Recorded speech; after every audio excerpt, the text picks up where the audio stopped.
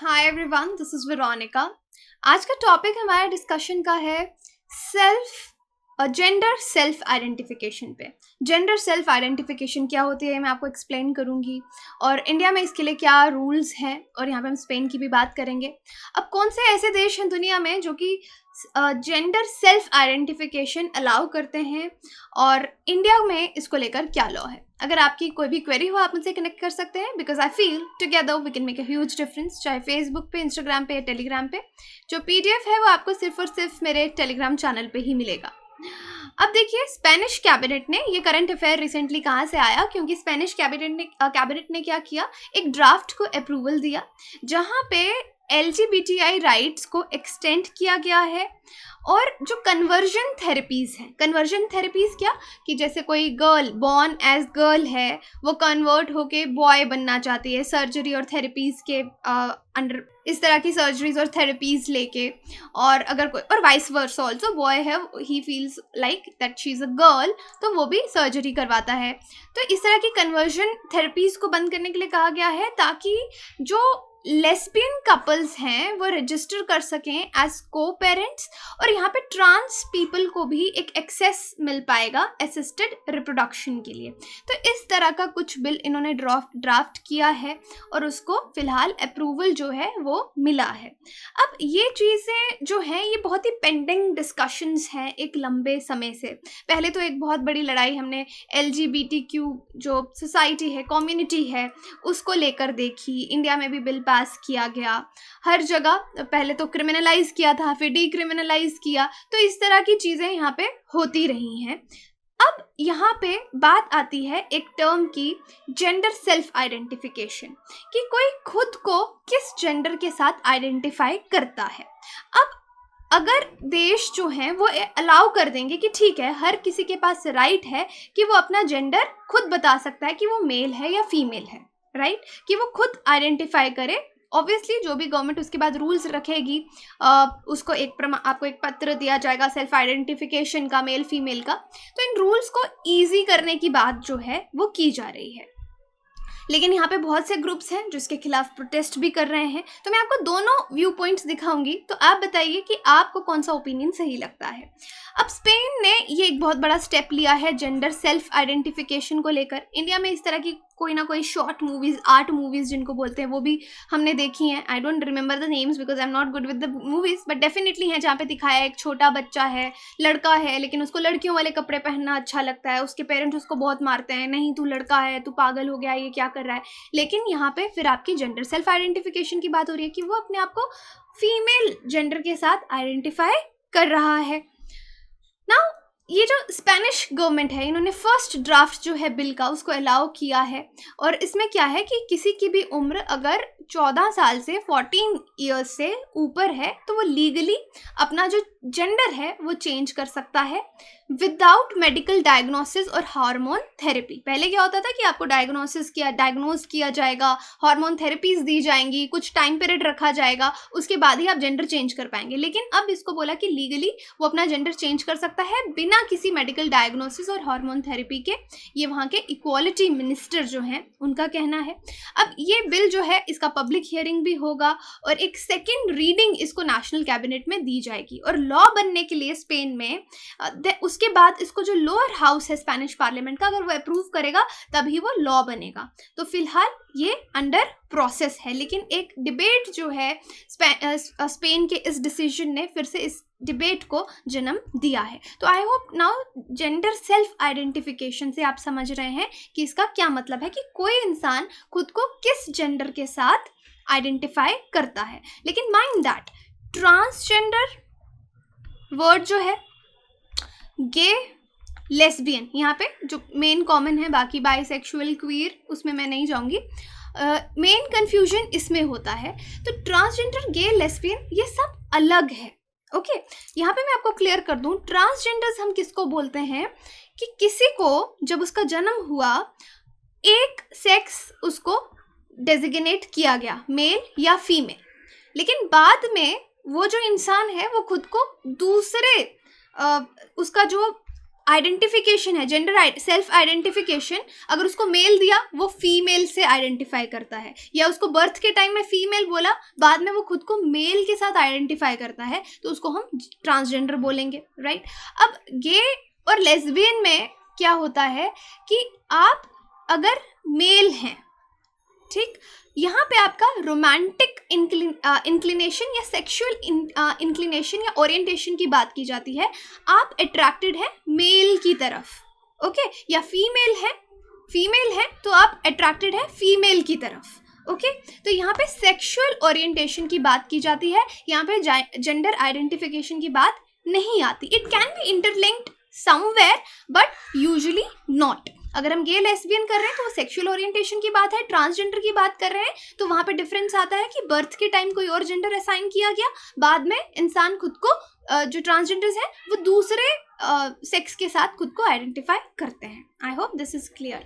अब क्योंकि ये चीज़ मैं आपको इसलिए क्लियर कर रही हूँ इन टर्म्स को, क्योंकि यहीं से जो ग्रुप्स हैं, कुछ फेमिनिस्ट ग्रुप्स हैं जो प्रोटेस्ट कर रहे हैं, वो यहीं से ये प्रोटेस्ट शुरू होता है। क्योंकि रिसेंटली ये प्रोटेस्ट मैंने एक वीडियो बनाई थी टोक्यो ओलंपिक्स में ट्रांसजेंडर्स को लेके, कि पहली बार जो ट्रांसजेंडर्स हैं उनको अलाउ किया गया कि वो भी जो भी जेंडर के साथ आइडेंटिफाई करते हैं उस कैटेगरी में पार्टिसिपेट करेंगे। तो वहाँ पे हमने देखा कि प्रोटेस्ट किसकी तरफ से आया, वुमेन ऑर्गेनाइजेशन की तरफ से आया। वुमेन ऑर्गेनाइजेशन की तरफ से क्यों आया? क्योंकि उसका बायोलॉजिकल रीज़न था। बायोलॉजिकल रीज़न ये था कि अगर कोई इंसान, उसका जन्म एज अ मेल हुआ है, ओके, तो टिल प्यूबर्टी 18 ईयर्स तक, जब तक जो भी प्यूबर्टी की एज है, प्यूबर्टी हिट करता, उसके हार्मोन्स जो हैं वो मेल हार्मोन सिक्रीट होंगे, उसकी बॉडी का बिल्ड मेल जैसा रहेगा।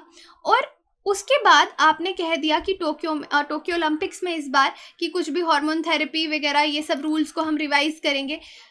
तो चाहे आप हार्मोन थेरेपी लीजिए, once you have hit puberty, उसके बाद अपना सेक्स चेंज करा के आप फीमेल बन जाते हैं, लेकिन कुछ चीज़ें हैं जो बायोलॉजिकली परमानेंट चेंज होती हैं, ओके। तो जब आप फीमेल कैटेगरी में ओलंपिक्स को compete करेंगे बाकी जो एथलीट्स हैं उनके साथ में, तो ये फीमेल्स के साथ कहीं ना कहीं डिस्क्रिमिनेशन होगी। तो इस बेसिस पे जो प्रोटेस्ट था वो शुरू हुआ था। ये चीज़ आप टोक्यो ओलंपिक्स वाला जो ट्रांसजेंडर्स पे मेरा वीडियो है उस पर आप डिटेल में समझ सकते हैं कि बायोलॉजिकल पॉइंट क्या है। Okay, now coming to the current topic. अब फिलहाल ये है कि अगर किसी को चेंज करना है जेंडर ऑफिशियल रिकॉर्ड्स में, तो पहले क्या करना पड़ता था कि 2 ईयर्स ऑफ हार्मोन थेरेपी, आपको हार्मोन थेरेपी लेनी है कि आप लड़के से लड़की बनना चाहते हैं या लड़की से जो भी अपना जेंडर चेंज कराना चाहते हैं, और आपका साइकोलॉजिकल इवैल्यूएशन होगा। लेकिन प्रपोज्ड लॉ में इन्होंने कहा कि ये रिक्वायरमेंट्स को हम ख़त्म कर देंगे और 14 ईयर्स का जो से भी ऊपर है वो खुद कर सकता है, लेकिन ऑब्वियसली 14 और 16 ईयर्स तक उनको पेरेंटल अप्रूवल की ज़रूरत रहेगी। तो यहाँ पे जेंडर सेल्फ आइडेंटिफिकेशन क्या है मैं आपको ऑलमोस्ट एक्सप्लेन कर चुकी हूँ, लेकिन मैं आपके लिए रीड आउट करती हूँ। ये कॉन्सेप्ट है that a person should be allowed to legally identify with the gender of their choice, कि जिस लीगली अलाउ करना चाहिए एक इंसान को कि जिस जेंडर के साथ वो आइडेंटिफाई करता है वो उसको चूज कर सके बिना किसी medical test, without facing any medical test. और बहुत समय से जो ट्रांस राइट ग्रुप्स हैं अराउंड द वर्ल्ड उनका ये डिमांड था, इंडिया में भी ये डिमांड है, ओके। लेकिन इसके प्रोज एंड कॉन्स मैंने आपको बताए कि कुछ जगह पे आपको बायोलॉजिकल कॉन्स नज़र आएंगे, क्योंकि फीमेल ऑर्गेनाइजेशन का मतलब है कि वो कहते हैं कि वुमेन के साथ ऑलरेडी डिस्क्रिमिनेशन हो रही है। तो जो ऑब्वियसली ट्रांस कम्युनिटी भी काफ़ी पनिशेबल रही है, उनके खिलाफ भी बहुत डिस्क्रिमिनेशन होती है। तो इन दोनों के लिए अलग से वेलफेयर के लिए काम कीजिए, इनको मर्ज मत कीजिए इस तरह से। क्योंकि टोक्यो ओलंपिक्स का आप एग्जाम्पल ले सकते हैं। हाउएवर हार्वर्ड जो हैं जिन पे बहुत ज़्यादा प्रोटेस्ट हुए, कंट्रोवर्सी हुई, वो 3 अटेम्प्ट्स में भी वेट नहीं उठा पाई, तो वहाँ पे वो कंट्रोवर्सी रेस्ट करती है, but still they have a point that is totally biological.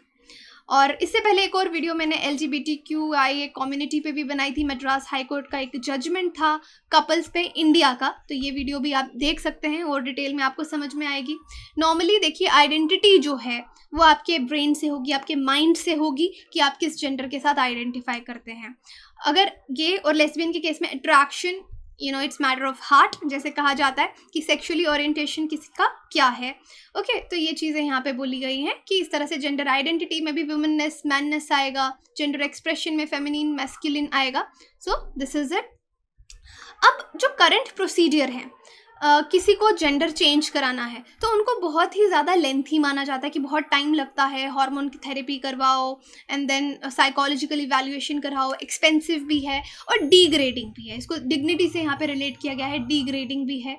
और यहाँ पे कुछ फेमिनिस्ट और गे राइट ग्रुप्स हैं जो प्रोटेस्ट कर रहे हैं। वो क्या कहते हैं कि such law could endanger women and cause more gay teenagers to be told that they might be trans. लेकिन इससे ये लोग क्यों डर रहे हैं, इस पॉइंट को समझने की कोशिश कीजिए कि जो टीनेजर्स हैं जो गे हैं, ओके, अब क्या होता था गे के टाइम पे, because they are attracted to man are attracted to man, या टीनेजर्स में boys are attracted to boys. तो ये वाला एक्सपेंसिव ये थेरेपीज हैं या सर्जरी है, तो टीनेजर्स को लग सकता है कि यार मुझे तो मैं लड़का हूँ, मुझे तो लड़का पसंद है, इसका मतलब मैं अपना जेंडर लड़की में चेंज करवा लूँगा अगर मेरी ये फीलिंग्स हैं, राइट। तो इस चीज़ को ख़त्म करने के लिए इन्होंने कहा कि ये जो एक्सपेंसिव मेथड्स हैं ये ख़त्म कर दो, क्योंकि ये वुमेन और गे टीनेजर्स के साथ गलत हो सकता है और वो शायद सोचें कि हम ट्रांस हैं और वो अपना जेंडर चेंज कराएं, अपना हार्मोन्स और सर्जरी करवाएं। तो इसलिए यहाँ पे ये लोग सपोर्ट कर रहे हैं, जो groups, feminist groups and the trans gay rights groups, कि ये जो मेथड है हार्मोन थेरेपीज का और सर्जरी का, इसको ख़त्म करना चाहिए ताकि कन्फ्यूजन टीनेजर्स में ना हो। Okay, I hope this point is clear, क्योंकि ये इंपॉर्टेंट है समझना कि ये सपोर्ट क्यों कर रहे हैं। क्योंकि देखिए, अगर कोई ट्रांस होगा तो ही और she is born as girl, लेकिन वो आइडेंटिफाई कर रहे हैं बॉय के साथ। लेकिन suppose they are confused about their feelings, girl is feeling और सेक्सुअली अट्रैक्टेड टू गर्ल, तो ये बोले कि चलो यार मैं तो अपना जेंडर चेंज करवा लेती हूँ, सर्जरी करवा लेती हूँ, हार्मोन थेरेपी ले लेती हूँ, जबकि बीइंग लेस्बियन होना इज नॉर्मल। तो इस चीज़ को रोकने के लिए यहाँ पे गवर्नमेंट्स को स्ट्रेस किया जा रहा है कि ये जो जेंडर चेंज करने में ये जो लेंथी, एक्सपेंसिव और डिग्रेडिंग पॉलिसीज़ हैं आपकी सर्जरी और हार्मोन की, इसको बंद करना चाहिए। So this is one point. लेकिन प्रोटेस्ट जो हो रहे हैं उसमें क्या हो रहा है, जो कुछ फेमिनिस्ट फोरम्स हैं वो ये बोलते हैं कि सेक्स जो है वो कुछ ऐसा नहीं है कि कोई चूज़ कर सके। वो they say that it is biological, if somebody is born as woman she is born as woman, she is a woman, if somebody is born as man then he is born as man, because आपके hormones, आपकी body उस तरह से react करती है। और ये forums कहती हैं कि गवर्नमेंट को जैसे जेंडर पे गैप है, इन सब इश्यूज़ पे ज़्यादा फोकस करना चाहिए रादर देन ऑन दिस। और स्पेन में भी जो फेमिनिस्ट ग्रुप्स हैं, लेकिन यहाँ पे इन्होंने कहा कि एक बैलेंस जो है वो स्ट्राइक करना चाहिए वुमेन राइट्स के साथ और ट्रांस लोगों के लिए, क्योंकि वो भी एक पनिश्ड कम्युनिटी है, उनके खिलाफ भी बहुत डिस्क्रिमिनेशन हुई है, दोनों के वेलफेयर के लिए काम करना चाहिए। अब कितनी कंट्रीज़ हैं अराउंड द वर्ल्ड जो सेल्फ आइडेंटिफिकेशन अलाउ करती हैं, जैसे Denmark, Portugal, Norway, Malta, Argentina, Ireland, Luxembourg, Greece, Costa Rica, Mexico में सिर्फ Mexico City, Brazil, Colombia, Ecuador, Uruguay और अब स्पेन। तो ये कुछ देश हैं जो self identification, gender identification allow करते हैं।